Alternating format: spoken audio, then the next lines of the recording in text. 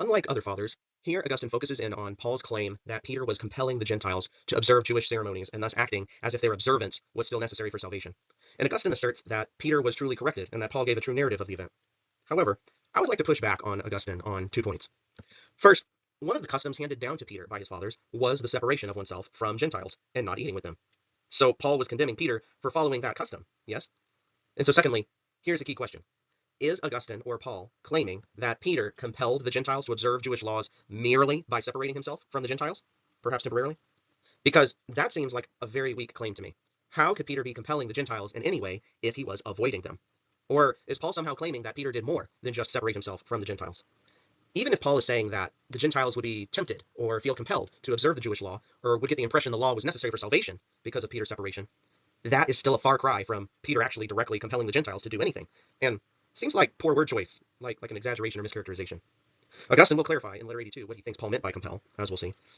Lastly, I want you to remember that Augustine says Peter did this through fear of those who were of the circumcision, because it seems like he will implicitly try to argue something different later in letter 82. Augustine tries to distinguish between Paul's concessions to the Jewish law versus Peter's. He says that, in contrast to Peter, apparently, Paul wasn't trying to give others the impression that he thought the observance of the Jewish law gave salvation, but Paul was merely trying to stop the Jews from thinking he condemned those rites or laws. Is Augustine really claiming that Peter was trying to give the impression that he thought the observance of the Jewish law gave salvation? Really? I don't think so, based on everything Augustine says, though it comes across that way here.